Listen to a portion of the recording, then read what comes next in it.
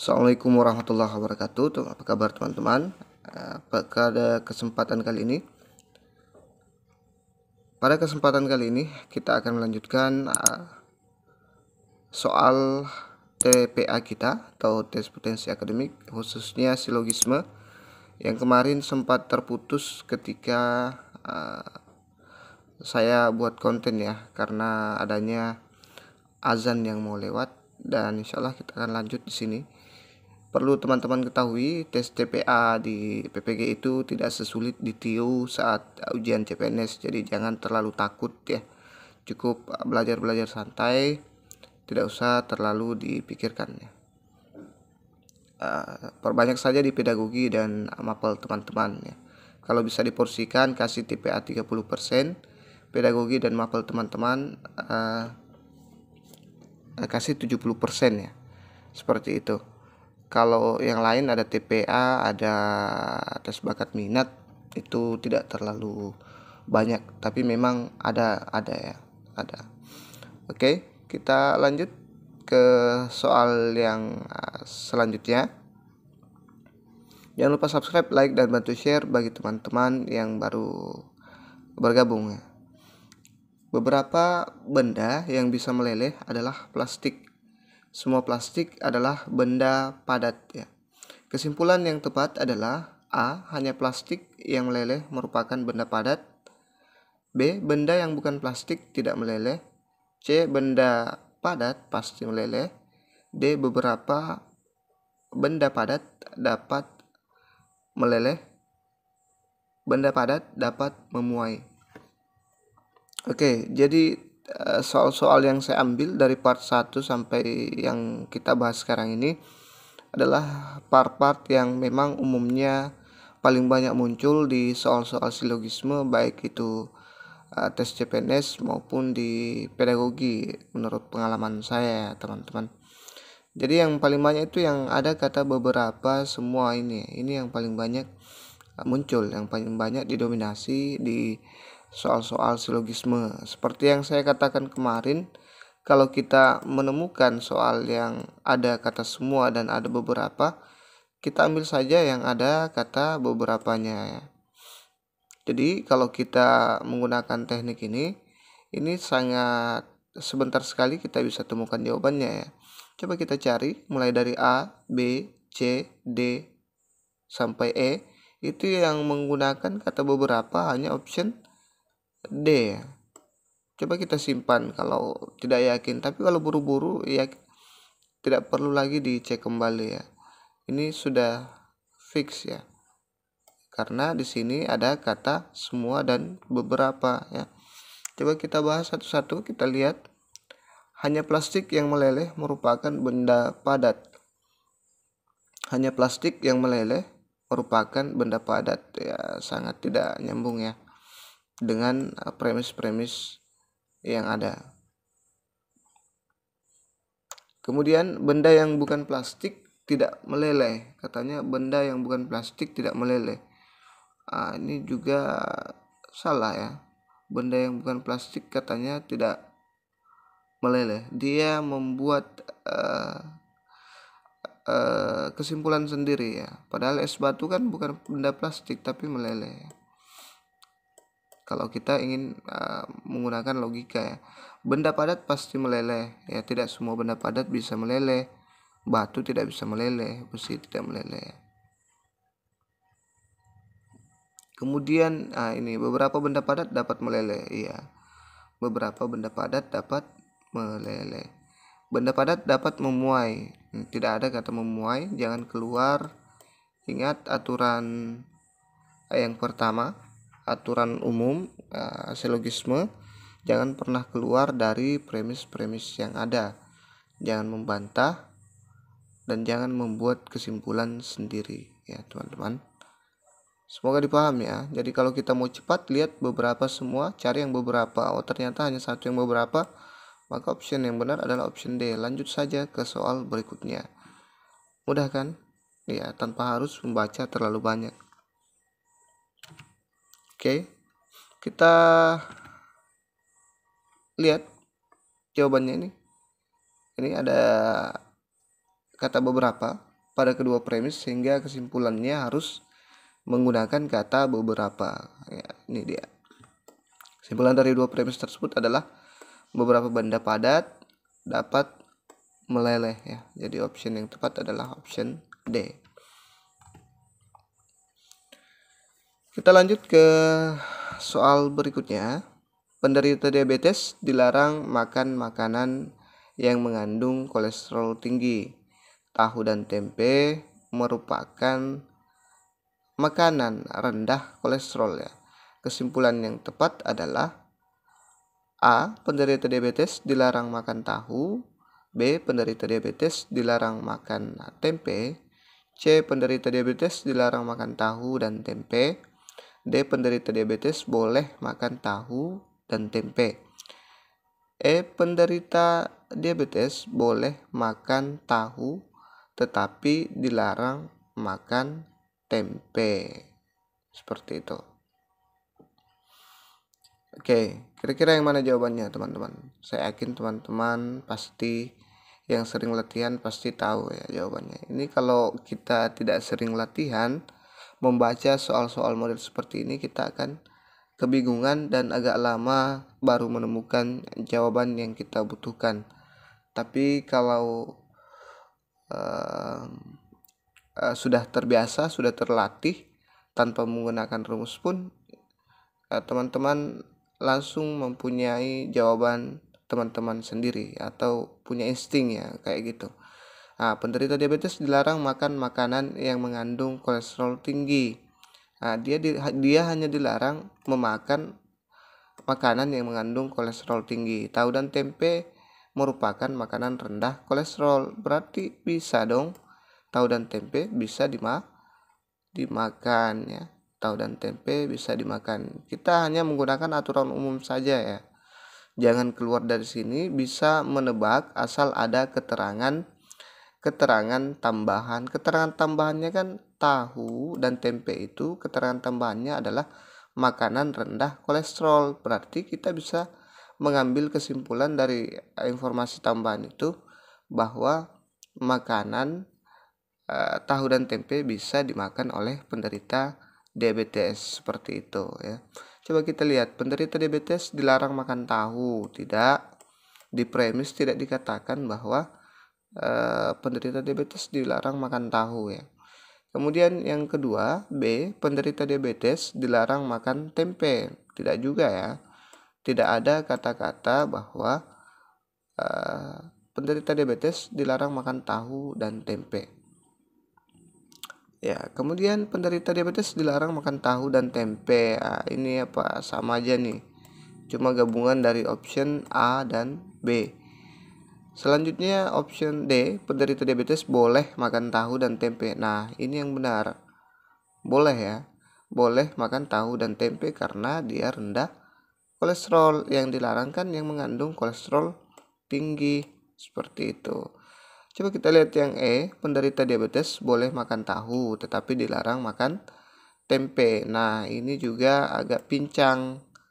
Di sini kan dia sepaket ya. Tidak berpisah. Tahu dan tempe itu sepaket rendah kolesterol, berarti sama-sama bisa dimakan. Ini salah, berarti option D yang terbaik. Seperti itu teman-teman. Ya, intinya banyak latihan saja ya teman-teman. Jangan keluar ya, banyak latihan menggunakan yang pertama itu, yang aturan umum itu, yang dua itu sudah luar biasa ya.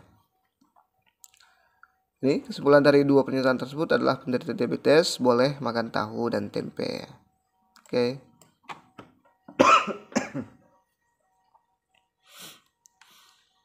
Kita lanjut ke soal berikutnya. Beberapa penjahat adalah residivis. Semua residivis masuk penjara lebih dari sekali ya. Oke. Kita lihat kesimpulan yang tepat adalah beberapa penjahat masuk penjara lebih dari sekali.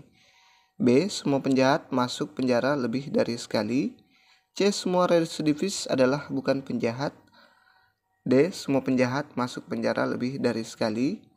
beberapa residivis pernah ditembak kakinya. Kita lihat ini soalnya, teman-teman. Saya yakin dari 2 nomor sebelumnya teman-teman bisa jawab ini. Nah, benar sekali. Jadi jawabannya option A. Kenapa option A? Kita coba cek ya. Kita anggap ini sebagai P, penjahat sebagai P, dan ini sebagai residivis sebagai Q. Kemudian masuk penjara lebih dari sekali itu adalah R. Nah, kita tinggal coret saja. Yang tersisa adalah P maka R. Jadi beberapa penjahat masuk penjara lebih dari 1 kali. Ya, benar ya. Itu kalau kita menggunakan rumus ya. Nah, tapi kalau kita tidak menggunakan rumus, kemudian ambil kata beberapa ya. Kalau ada kata semua, beberapa, ingat ambil kata beberapa ya. Coba kita lihat. Kalau kita misalnya lihat soal seperti ini dan langsung lihat, kita langsung bisa eliminasi ketiga soal ini. B, C, dan D itu salah. Tinggal option A dan E. Itu kalau kita tidak menggunakan rumus ya. Kalau kita kesulitan. Sekarang kita lihat, kita kembali ke aturan umum silogisme bahwa tidak boleh keluar dari premis yang ada. Di sini kan tidak disebutkan bahwa beberapa residivis pernah ditembak kakinya. Tidak ada ya. Ini nyambung. Nggak nyambung ya. Alias jaka sembung bawa golok, tidak nyambung ya. Ya, tidak ada kan? Yang ada itu hanya penjara lebih dari sekali. Makanya ini otomatis salah teman-teman. Oke? Gampang kan? Sangat mudah sekali, sangat gampang.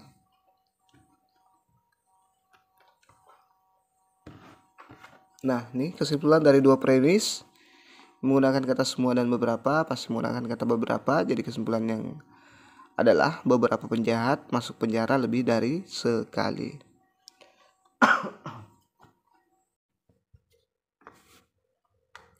Soal selanjutnya, semua siswa berada di dalam kelas. Sebagian siswa memakai sepatu berwarna hitam. Kesimpulan yang tepat adalah A. Semua siswa memakai sepatu berwarna hitam. B. Sebagian sepatu berwarna hitam. C. Sebagian siswa di dalam kelas.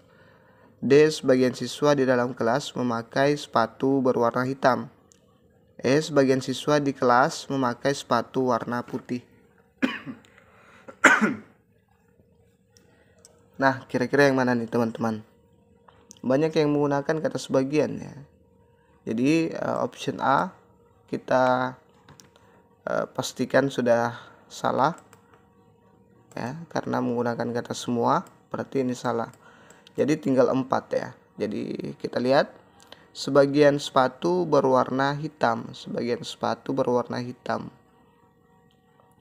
Sebagian siswa memakai sepatu berwarna hitam. Ya, bisa jadi, tapi dia tidak mengambil siswanya. Berarti ini dikatakan salah ya. Sebagian siswa di dalam kelas, dia juga tidak mengambil sepatunya. Ya, jadi harus merangkul kedua premis ini untuk dijadikan kesimpulan. Tidak hanya salah satu dari premis ini yang disimpulkan. Sebagian siswa di dalam kelas memakai sepatu berwarna hitam. Bisa jadi benar ya. Karena dia mengambil semua. Dia mengambil premis pertama dan mengambil juga premis yang kedua. Sebagian siswa di kelas memakai sepatu warna putih. Nah, ini kesalahan. Kita sama sekali tidak boleh menyimpul asal-asalan. Menyimpulkan sendiri ya, berdasarkan premis yang ada. Memang sebagian siswa memakai sepatu berwarna hitam, tapi tidak menutup kemungkinan ada yang menggunakan warna lain selain warna putih. Jadi option terbaik adalah option D ya. Sebagian siswa di dalam kelas memakai sepatu berwarna hitam. Ini sudah jelas-jelas bahwa sebagian siswa menggunakan sepatu warna hitam di dalam kelas. Kalau ini belum tentu ya teman-teman, berarti ini salah. Oke, semoga dipahami ya.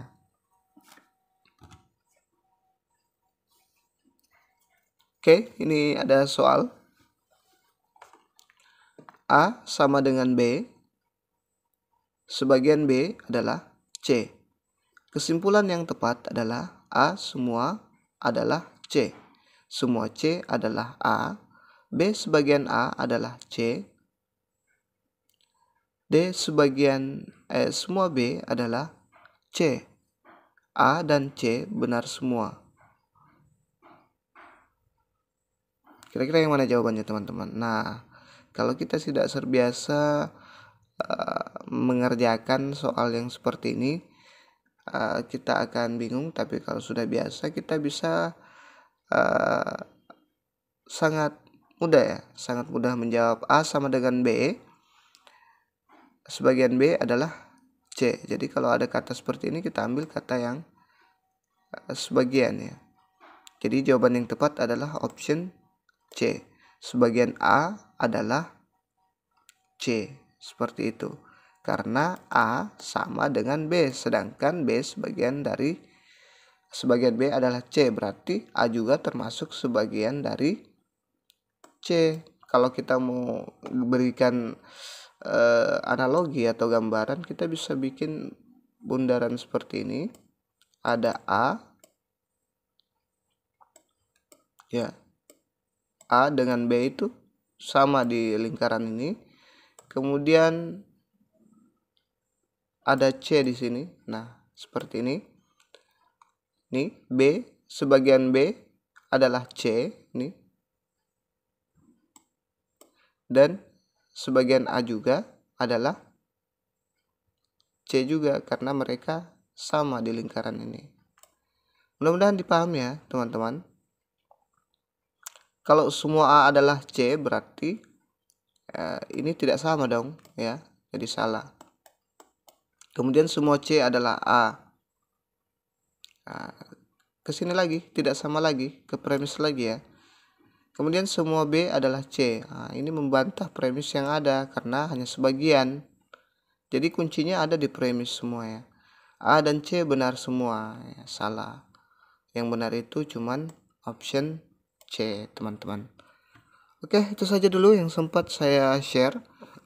Mudah-mudahan bermanfaat untuk silogisme part 2 ini. Insyaallah selanjutnya saya akan buat yang deret dan figural ya. Insyaallah mudah-mudahan disehatkan. Terima kasih sudah menonton. Wassalamualaikum warahmatullahi wabarakatuh.